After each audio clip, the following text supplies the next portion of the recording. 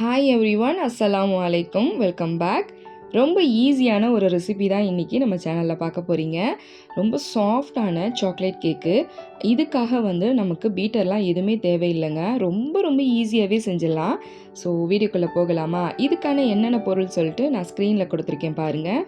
இதுக்கு தேவையான பொருட்கள் பார்த்தீங்கன்னா, மைதா 1 cup, powder sugar, cocoa powder, milk, oil, baking powder, baking soda, ஒரு எக்கு, அதுக்கப்புறம் வெண்ணிலா எசன்ஸ், ஹாட் வாட்டர் நம்மளுக்கு தேவைப்படும். கேக் செய்ய ஆரம்பிக்கலாம். ஒரு பவுல் வச்சு நான் இந்த மாவு எல்லாமே சலிச்சு எடுத்துக்கோங்க. ஃபஸ்ட்டு 1 கப் மைதா, அதுக்கப்புறம் அரை கப் கொக்கோ பவுடர், அதுக்கப்புறம் 1 கப் அளவுக்கு powder sugar, baking powder and baking soda, இது எல்லாமே நல்லா சலிச்சு எடுத்துக்கோங்க. இப்படி எல்லா மாவும் ஒன்றா போட்டு நீங்கள் சலிச்சு எடுக்கிறதால சாஃப்டாக இருக்கும் உங்களுடைய கேக்கு. அதனால் மறக்காமல் சலிச்சு எடுத்துக்கோங்க. இப்போ இந்த சர்க்கரை, கொக்கோ பவுடர், மைதா இது எல்லாமே ஒன்றா ஈவனாக நல்லா மிக்ஸ் பண்ணிவிட்டு அதில் ஒரு முட்டை, அதுக்கப்புறம் 1/4 கப் அளவுக்கு ரீஃபண்ட் ஆயில், அதாவது வாசனை இல்லாத எண்ணெயாக இருக்கணும், அதுக்கப்புறம் வெண்ணிலா எசன்ஸும், அப்புறம் நம்ம பால் எடுத்து வச்சோம்ல, நான் முக்கால் கப்பு அளவுக்கு நான் பால் எடுத்து வச்சுருக்கேன். நீங்கள் அரை கப் அளவுக்கு பால் இருந்தாலும் பரவாயில்ல, ஊற்றி நல்லா மிக்ஸ் பண்ணிட்டீங்கன்னா இப்படி கெட்டியாக வரும். அதனால் பயப்படாதீங்க. இதில் ரொம்ப கொதிக்கக்கூடாது தண்ணி, கொஞ்சம் திட்டமான சூட்டில் இருக்கிற தண்ணி ஒரு அரை கப் அளவுக்கு இதில் ஊற்றி நல்லா மிக்ஸ் பண்ணிக்கோங்க. இது நல்லா கெட்டியாக இருக்கக்கூடாது. உடைய பேட்டர் பார்த்தீங்கன்னா தண்ணியாக இருக்கணும். அப்படி இருந்தால் மட்டும் தான் உங்களுக்கு கேக்கு நல்லா சாஃப்டாக உங்களுக்கு கிடைக்கும். இப்போ பாருங்கள், இந்த கேக்குடைய பேட்டர் எவ்வளோ சாஃப்டாக இருக்குது, தண்ணியாக இருக்குது பார்த்தீங்களா? இந்த மாதிரி இருக்கணும். இப்போது கேக் டின் எடுத்துக்கோங்க. அதில் பட்டர் ஷீட் போட்டுக்கோங்க. பட்டர் அப்ளை பண்ணிவிட்டு பட்டர் ஷீட் போட்டு எடுத்து வச்சுக்கோங்க ரெடியாக. நான் இன்றைக்கி கேக் பார்த்தீங்கன்னா இட்லி பாத்திரத்தில் தான் செய்ய போகிறேன். உங்களுக்காக ஈஸியாகவே நான் இதை செஞ்சு காட்டுறேன். இட்லி பாத்திரத்துக்குள்ள செய்கிறதுக்கு முன்னாடி ஒரு 10 நிமிஷம் சிம்லே வச்சு ஒரு ஹீட் பண்ணிக்கோங்க. ஒரு 10 மினிட்ஸ் ஹீட் பண்ணிக்கோங்க. பொதுவாக ஓவனில் செஞ்சாலும் சரி, ஓடிஜியில் செஞ்சாலும் சரி, ஒரு 10 மினிட்ஸ் ஃப்ரீ ஹீட் பண்ணுவோம்ல, அதே மாதிரி தான் இட்லி பாத்திரமும் நம்ம ஃப்ரீ ஹீட் பண்ணிக்கலாம். அப்படி பண்ணிவிட்டு நீங்கள் கேக் பேக் பண்ணுறதால கேக் இன்னுமே சாஃப்டாக சூப்பராக உங்களுக்கு பேக் ஆகி வரும். என்னுடைய கேக் ரெசிபி பார்த்துட்டு நிறைய பேர் கமெண்ட் செக்ஷனில் ரிப்ளை பண்ணியிருக்காங்க. உள்ளே தண்ணி ஊற்றணுமா, உள்ளே என்ன வச்சுருக்கீங்க, இப்படிலாம் கேள்வி கேட்குறாங்க. ஒன்றுமே இல்லைங்க. சும்மா இருக்கிற அந்த இட்லி பாத்திரத்துக்குள்ளே ஒரு சின்னதாக ஒரு கம்பி, அது கலவடைன்னு சொல்லுவாங்க, ஸ்டாண்டு வச்சு அதுக்கு மேலே நான் கேக் டின்னை வச்சுருக்கேன். கேக் டின்னுக்கு மேலே நான் எதுவுமே மூடலை. அந்த இட்லி பாத்திரத்துடைய மூடி மட்டும் தான் நான் மூடி வச்சுருக்கேன். சிம்மிலே வச்சு நான் இதை பேக் பண்ணேன். ஒரு 40 நிமிஷம் ஆச்சு நான் கேக் பேக் பண்ணி எடுக்கிறதுக்கு. ஸோ நீங்களும் வச்சு நீங்கள் ட்ரை பண்ணி பாருங்கள். இப்போது அந்த கேக்குக்கு மேலே ஊற்ற வேண்டிய அந்த சாக்லேட் சிரப்பு இருக்குல்ல, அதை தான் செய்ய போகிறோம். சாக்லேட் சிரப்புக்கு நான் சாக்லேட்ஸ் இவ்வளோ எடுத்திருக்கேன். அதுக்கப்புறம் விப்பிங் க்ரீம் எடுத்திருக்கேன். உங்களுக்கு வீடியோவில் காட்டியிருக்கேன் பாருங்கள். இந்த அளவுக்கு நீங்கள் க்ரீமும் சாக்லேட்டும் எடுத்துக்கோங்க. அதுவும் டார்க் சாக்லேட்டாக எடுத்துக்கோங்க. சாக்லேட்டை நான் பொடியாக நறுக்கி எடுத்து வச்சுருக்கேன். இதை டபுள் பாயில் மெத்தடில் நம்ம மெல்ட் பண்ணி எடுத்துக்கலாம். ஆல்ரெடி நம்ம சேனலில் போட்டிருக்கேன். அதே மாதிரி தான் இதில் நம்ம எடுத்து வச்சுருக்க விப்பிங் க்ரீம், அதுக்கப்புறம் சாக்லேட், கீழே ஒரு பாத்திரத்தில் நல்லா கொதிக்கிற தண்ணி இருக்கணும். மறக்காமல் அந்த தண்ணியும் மேலே இருக்க பாத்திரமும் டச் பண்ணாத அளவுக்கு பார்த்துக்குங்க, இல்லைன்னா கெட்டியாக ஆயிரும். அதனால தான் அந்த ஆவி மேலே பட அந்த மேல் பாத்திரத்தில் பட நல்லா உங்களுக்கு மெல்ட் ஆகி வரும். இந்த மாதிரி நல்லா இந்த மாதிரி மெல்ட் பண்ணிவிட்டு கடைசியாக 1 டேபிள் ஸ்பூன் அளவுக்கு பட்டர் இதில் ஆட் பண்ணி மிக்ஸ் பண்ணிக்கோங்க.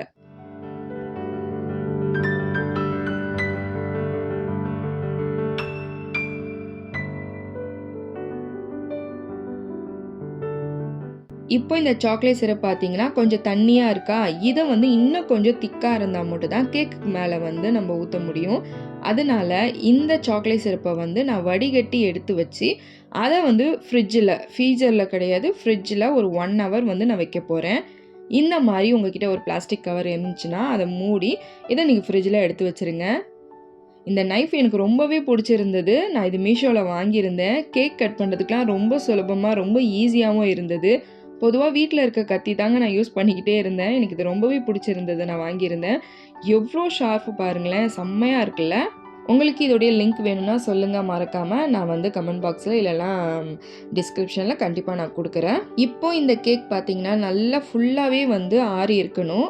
ஆறுனதுக்கப்புறம் தான் இந்த கேக்கை நீங்கள் பீஸ் போடணும். கேக் ஆறாமல் நீங்கள் பீஸ் போட்டு அதாவது கட் பண்ணிங்கன்னா பொலன்னு கொட்டிடும். அதனால் கொஞ்சம் கேர்ஃபுல்லாக நல்லா ஆறுனதுக்கப்புறம் கட் பண்ணிக்கோங்க. பொதுவா நார்மல் கேக்குக்கு வந்து பீட்டர் தேவைப்படும். அதுவும் அந்த முட்டையெல்லாம் வந்து நல்லா பீட் பண்ணுறதுக்கு பீட்டர் தேவைப்படும். இந்த கேக்குக்கு பார்த்தீங்கன்னா, அந்த மாரி எதுவுமே இல்ல. ஒரு மிக்ஸிங் பவுலில் எல்லாமே ஒன்றாவே மிக்ஸ் பண்ணி நீங்கள் கேக் வந்து செய்யலாம். ரொம்ப ரொம்ப ஈஸியான கேக் இது.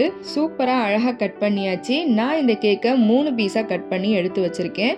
ஃபஸ்ட்டு ஒரு லேயருக்கு வந்து நீங்கள் சுகர் சிரப்பில் மேலே இந்த மாதிரி அப்ளை பண்ணிக்கோங்க. இப்போது நம்ம எடுத்து வச்சுருக்கோம்ல ஃப்ரிட்ஜில் அந்த சாக்லேட் சிரப்பு, அது எவ்வளோ திக்காக இருக்குது பாருங்கள். ஃப்ரிட்ஜில் வந்து ஒரு 1 ஹவர் தான் நான் வச்சேன். நல்லா திக்காயிடுச்சா, இதை ஒவ்வொரு லேயர்லேயும் வந்து சுகர் சிரப் அப்ளை பண்ணதுக்கப்புறம் அதுக்கு மேலே இந்த சாக்லேட் சிரப்பை ஊற்றி ஸ்ப்ரெட் பண்ணிக்கோங்க.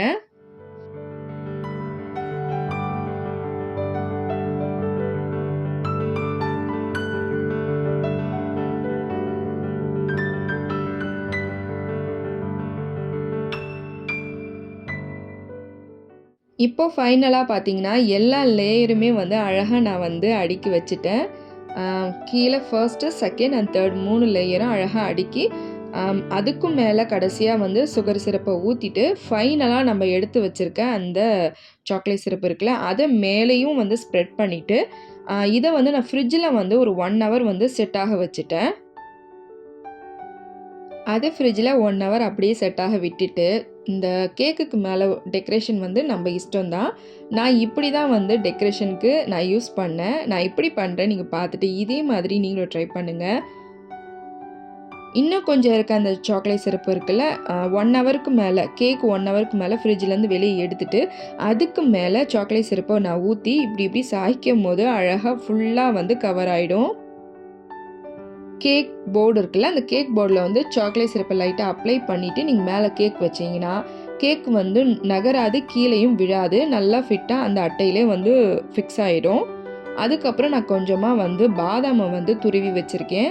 துருவியில் சீவி வச்சுருக்கேன். அதை இந்த சைடில் வந்து நான் டெக்கரேஷனுக்கு கொடுத்துருக்குறேன். இந்த கேக்கை ப்ளைனாக செஞ்சாலுமே நல்லா தாங்க இருக்கும். நான் கூட கொஞ்சம் டெக்கரேஷன் பண்ணால் பார்க்க இன்னும் லுக்காக இருக்குமேன்றதுக்காக நான் என் இஷ்டத்துக்கு இதை நான் செஞ்சேன்.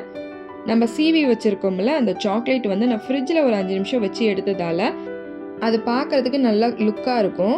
ஏன்னா வந்து வெளியே இருக்கிற அந்த சாக்லேட் வந்து மெல்ட் ஆகிடுச்சுன்னா நல்லா இருக்காதுல்ல, அதனால தான்.